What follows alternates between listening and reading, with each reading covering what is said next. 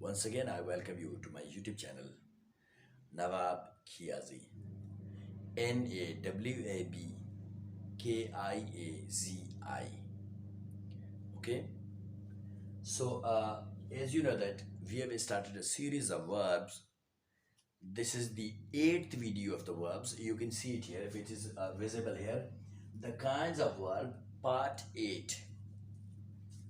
So, in this video, we will know about the helping verbs. You can say the auxiliary verbs. But helping verbs, auxiliary verbs have two kinds. One is primary auxiliary, the other is modal auxiliary. And about primary auxiliary, we had read in okay, say my last video or second last video, because this is the eighth video of verbs.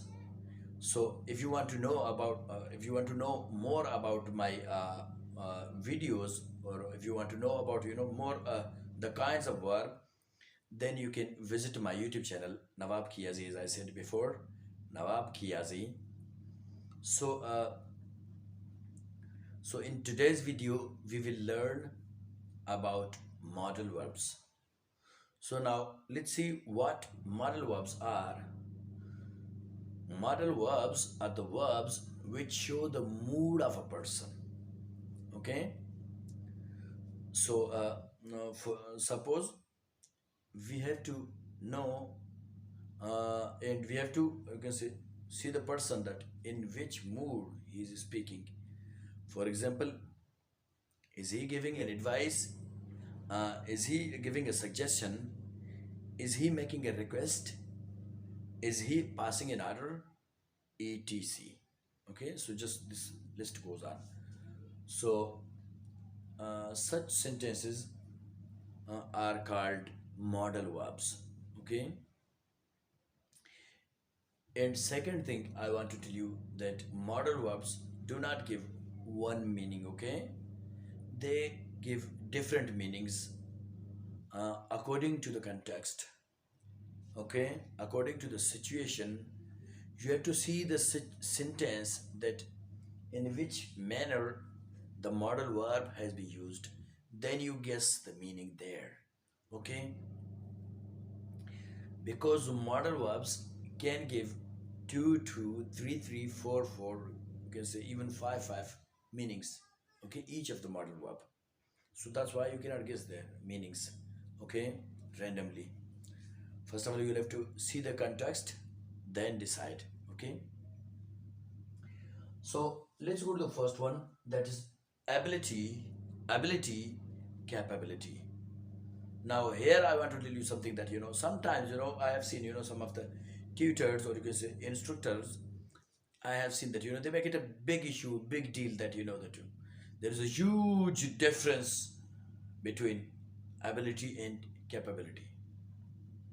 Well, it is not so, because capability is the power of ability. For example, if someone says, I can read fast, okay, so the next person asks him that, how fast can you read? So now this is asking about the capability, means what is your capability. Okay, how fast can you read? Because capability is the power of ability. Okay, the power of doing something. Okay, the strength of doing something. Anyway, so the person asks, how fast can you read? So the next person answers that, I can read 1,000-page book in one day. Means I am so much fast that I can read 1,000-page book in one day. Okay, so here he is mentioning about his capability. Okay, not ability. Ability is there, I can read fast, that is ability. But when he says I can read 1,000-page book in one day, here now talking about his capability. Okay, in simple words you can say capability and ability are same. Okay, not a big issue. Let's talk about the ability. I can run now. I can run now. But When we talk about, we say that I could walk when I was one, means 1 year old. I could walk when I was one. I can run now, but I could walk when I was one. Okay, this is I can run now, present ability. I could walk when I was one, past ability. Okay, now let's go to the possibility and probability. Okay, so here also people make it a huge difference. You can say that, make it a big issue, big deal. It's not so. The difference between possibility and probability is this, that when possibilities get stronger, because when we talk about, things, you can say that, randomly means, on, guessing basis, okay, not in, you can say, a reality basis, then we say that, uh, we use, modal verbs for guessing on something. Okay, so when you are guessing, so this is possibility. When you see some proves that something will happen or likely to happen, then it is probability. Why? Because you've gotten some proofs. Okay, simply I said, when possibilities become strong or stronger, then they become probability. For example, in your city, in your city, two candidates have stood up in election, okay, for running election. Now, the first candidate has the 60% popularity, okay, prestige, respect there in that city, and the next candidate has 40% popularity, or you can say prestige there, okay, privileged, etc. So here the person who is 40%, privileged, we say that this man can win or lose the election. But the person who has the 60% privileged or popularity, so here we can say this person can probably win. So, okay, because possibility becomes stronger, 60%. Possibility becomes weaker, 40%. When we talk randomly, then we say that this person can win or lose. Okay, that is possible. It is possible that he can win. It is possible that he can lose. But on this side, the person who is 60%, privileged, the person who is 60% privileged, who has 60% popularity, then we see this person probably can win. Okay, probably will win, or that and there is a strong probability that he can win. Okay, so this is the difference, not a big deal. Okay, when you are let's talk about the possibilities. When you are 100% sure or 99% sure, then you can use will. Okay, will for possibilities. And also you can use is, rm. For example, if I see someone is coming with my own eyes, then I will not use these modal verbs that he may be coming, he can come, he might be coming. No, no. Why? Because I see him with my own eyes. So in this way, he is coming. Okay, I am going, they are coming. When I am 100% sure, okay, when I see someone is coming, okay, so I will say he is coming, not he may be coming, might be coming. Might be coming, may be coming, these are just possibilities, just guessing, okay, not in real. Okay, so this is the difference. Where you can say I am 100% sure, okay, my certainty is 100%, then I can say the sun will rise tomorrow. The sun will rise tomorrow. When you are 100% sure, then you can say the sun will rise tomorrow. Now let's go to the next step, that is must. Must is weaker than will, is, are, am. Okay. When it comes to possibility, must is weaker than is, are, am, was, were, will. Okay.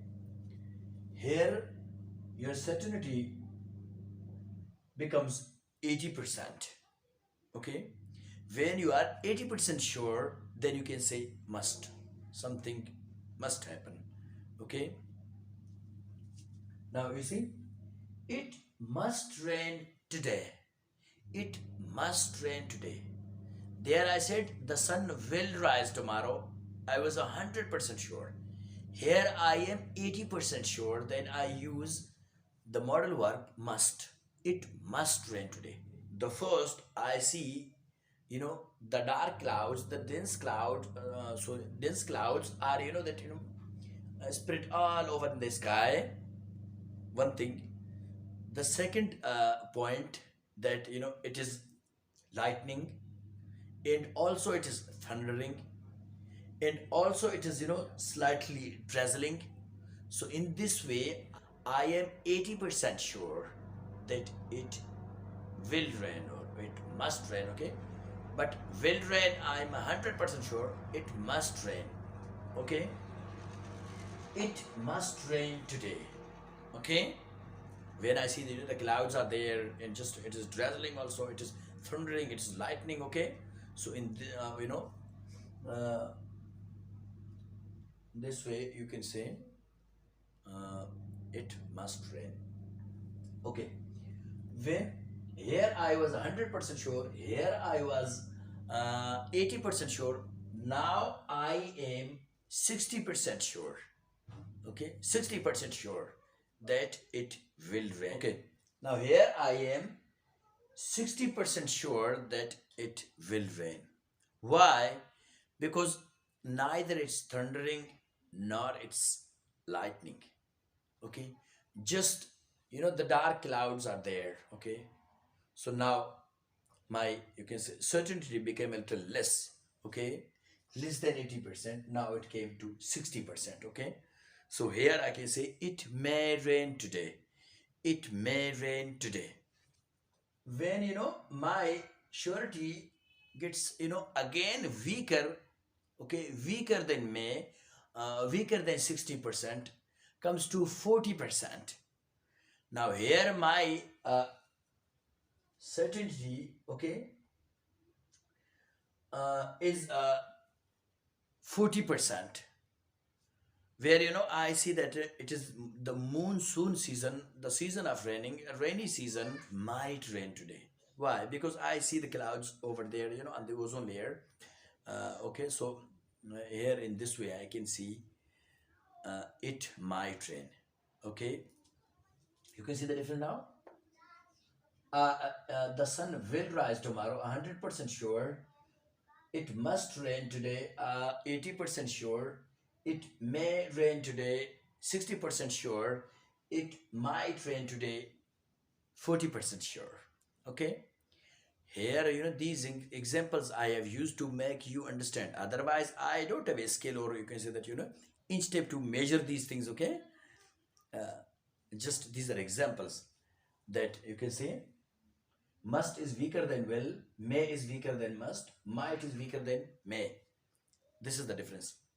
When it comes to general statements, then you can use can, okay, can or could, okay, for showing possibilities. Like, you can see the general statement. Accidents can happen with anyone. Accidents can happen with anyone. Okay, it's a general statement. Okay, here we were indicating towards the rain, something special. Okay, specific. But here we are just making a common sentence. Okay, a general statement. Okay, you can also use this can for showing impossibility. I mean making the sentence, the possible, change it into impossible, like this can never be true. How can this happen? So in this way you can use also that can, okay, for showing impossibility. Now let's go to the permissions and requests. Permissions and requests. You can see the first sentence. Can you do me a favor? Can you do me a favor? Now it is an informal request. Okay, you can use can for, you can say, your friends, and or you can say younger than you. Okay, because it is informal. And if you want to give more respect, okay, then you can use could. Okay, could is formal way of speech, where you want to respect someone more.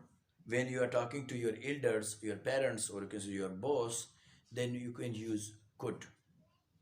Simply you can say that you can use could with anyone, but you cannot use can, with your seniors, with your elders. Okay, why? Because there is a limit to be impolite, but there is no limit for being polite. Okay, there is no limit for being civilized, but there is a limit to be rude, to be impolite, okay, to be vulgar. Now remember this. Means you can use could with anyone, even with a child, with your children, okay, with your students, okay, means younger than you, okay, but you should not use, and it is my advice to you that you cannot use uh, can, okay, for your elders, for your parents, for your teachers, okay, for your bosses, okay, etc. Anyway, so can you do me a favor? This is informal way of speech. Now here, nowadays, it is used in, that spoken English, okay? Commonly it is used can, okay, but could is the formal way of speaking, okay, the formal way of speech. Then you can use could. You can use them differently, okay. Could you bring me a glass of water, please? Could you please bring me a glass of water? Okay. Now, okay. Asking for permission, okay? Asking permission. Okay. Informal style. Can we go now? Can we leave now? Okay. Formal style. May we leave now? May we go now? Okay. A very famous sentence. We can hear it everywhere. That may I come in, sir? So it's the formal way of okay, asking permission. Now you're granting permission. Okay. You cannot go now. Okay, you cannot go now, you cannot leave now, you cannot do this, you cannot do that. So this is the informal way of speech. You can use such sentences with your youngers, with your juniors, or you can say that with your students. Okay, you can use such sentences when you are have a little power. Okay, you have a strength, you are the boss. Okay, so in bossy style you can use such sentences. Okay, otherwise the formal way is to speak that the formal way of speech is you may go now, you may leave now, you may do this, you may do that, you may not leave now, you may not go now. Okay, so this is the formal way of speech. Let's go to the the advice and obligations. So here I want to tell you that when we give a general style, advice, a common advice. For example, if someone says that that I have a toothache since last Friday. You should visit to the dentist. So here in general statements we can say should. But nowadays I can see that should is used in place of ought to, because ought to and should are similar to each other. Okay, but ought to I have seen that rarely is used. Ought to is not used commonly everywhere. Maybe that in because ought to is used in the formal way of you can say speech, or you can say in formal writings it is used also, are to, but it is not commonly used. Okay, should is prevailing. Should is prevailing everywhere. Okay, are to is rarely used. Okay, when we use are to, we are talking about moral duties, or you can say national duties, or you can say religious duties. Then we use are to. Okay, for example, we are to obey our parents. We are to obey our parents. We are to respect our elders. We are to defend our country. Okay. We are to give the poor. So in this way we can use are to for moral duties. Okay. Now another modal verb, that is have to. When it comes to the obligations, then we use have to. When something is obligatory, mandatory, we have to do it anyhow. Okay, the thing, the work which cannot be left. Okay, then we can use have to. Like, I have to pray 5 times a day. As a Muslim, I have to pray 5 times a day. uh, Now here this is present obligation, I have to. If it had been past obligation, I had to. If it had been future obligation, then I would have said will have to. Past had to, present have to, future will have to. We can use must also for something very, very important. Okay, then we can use must as an obligation. Okay, like, the patient must be taken to the hospital, otherwise he can die of excessive bleeding. For example, someone has got an accident, okay, and he's got some dangerous wounds, or you can say injuries. Now those injuries are bleeding, okay, excessively. So here we can say the patient must be taken to the hospital, otherwise he can die of excessive bleeding, okay, due to those injuries. Okay, so here also we can use must is the way of obligation. Okay, here we used must as a possibility or probability. Okay, so this is the difference. Okay, now let's go to the offers and suggestions. Offers and suggestions. Okay, you can see, would you like some more coffee? Here I'm just offering someone coffee. Okay, offering someone, would you like some more coffee? Okay, shall I help you? Shall I help you? And you can see also that shall is rarely used, and you know shall is used mostly in that British English. Mostly Indians use it. Okay, Americans do not use it because we speak American English, so that's why we have never used shall. Okay, shall is British use, and it is used mostly by Indians. Okay, because Indians follow the British rule. Okay, we follow the American rule. Okay, American that accent. Okay, American way of speaking. Shall I help you? Okay, shall I help you? or you can say, can I help you? Informal way of speech. Okay, may I help you? Formal way of offering someone, offering help. Can I help you? Informal way of offering help. May I help you?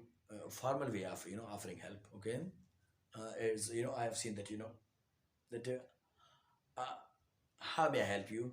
How can I help you? Sometimes when we see that someone talking on the phone, or can say directly assistants talk like this.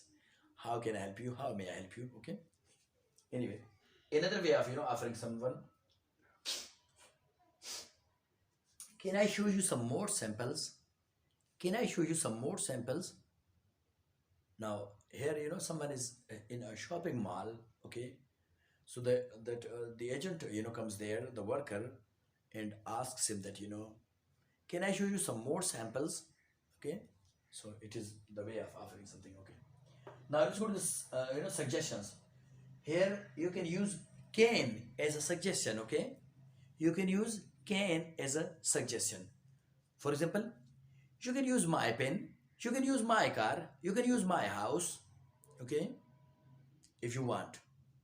Okay, so here you are putting a suggestion in front of someone. Okay, another way of making a suggestion is that uh, we could have a party if you agreed, or if you were agree. We could have a party. Now here it is imaginary. Okay, not based on real. Another way of putting a suggestion in front of someone else, that should we hold a picnic next week? Shouldn't we hold a picnic next week? So here these suggestions are taken with those modal verbs. Otherwise, the very famous way of that you're putting a suggestion in front of someone, there are two ways. One is, why don't we do this? Why don't we do that? Why don't we go to market? Why don't we do this? Okay, so this is the first one. The second one, let's go to market, let's have some fun. It is the other way of, you can say that putting suggestions in front of others. Okay, the last you can say modal verb, had better. You can use had better, you can say, for showing strong advice or strong suggestion, uh, as a warning. You can use had better as a warning, that do this, otherwise you will pay the price. Okay, means something bad will happen. Something bad will happen. Okay, so in this way you can use had better, but we mostly do not use it in its complete form, had better. We use it in its contracted form, short form, that the, I'd better, you'd better, he'd better, I'd better leave now, you'd better leave now, you'd better do your homework. Okay, so in this way we can use it.